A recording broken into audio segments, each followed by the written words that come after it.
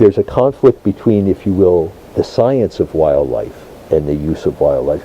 There's also a conflict about popular beliefs about what is appropriate on the part of the general public or in political circles about wildlife and the use of wildlife, and people like Inuit who depend on wildlife for their livelihoods. Well, we have a whole set of institutions that link people.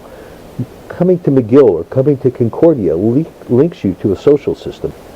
For Inuit, there was only one institution in Inuit life before colonization, and that was kinship. No organized religions, no educational institutions, no banks. All the rules of economy are the rules of interpersonal behavior. Well, imagine Inuit, where I spend my time. There are 34 kinship terms, which tells you what your rights are and what your obligations are. If you think of what hunting represents, food is a currency. It's a social currency. Your wealth as an Inuk is in your kinship connections. So my research, where I've looked at what relates to the fact that, in just the idea that there are people who basically need to hunt in order to have a reasonable life. And hunting is the foundation of literally the Inuit economy, if you will, are concerned about biodiversity in the Arctic and so on. No one thought very much about what the impact would be on the people who actually live and use the resources there. And it's very much the same as in the 1983 or so, when Europe banned the importation of sealskins. They did it for what they saw as valid moral reason, but without consideration of the people who depended on seal.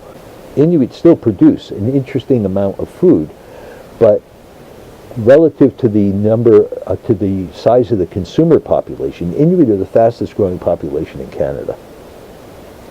The population is growing exponentially.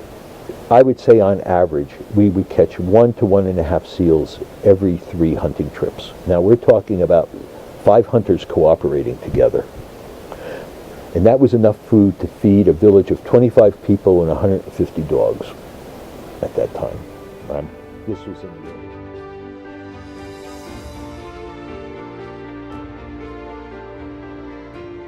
Where the people who do it, it is integral to their culture. It's important for high quality diet and nutrition, and it also is a social connector because food is shared.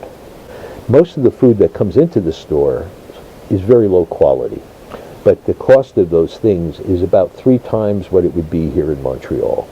It's prohibitive for most Inuit to get their food from the store, not only because it's expensive, but because Inuit by and large are poor. If you look at the Statistics Canada data on unemployment in Nunavut, it grossly underestimates the reality. Generally, most communities, it's 20 to 25% of the population, local population, is unemployed. These are people who are basically living on transfer payments with some casual or seasonal labor. So Inuit are dealing with all the things they dealt with 100 years ago: weather, changes in animal populations, and so on. Plus now, the environment includes the politics of animals. And so the only way to have animals is to hunt animals. If you don't treat animals properly, and part of treating animals properly is to hunt them, you can't have more animals. The most important thing in hunting animals, this is by Inuit I was told, is to think properly about animals. If you don't think properly, you're not going to catch animals. If you don't share.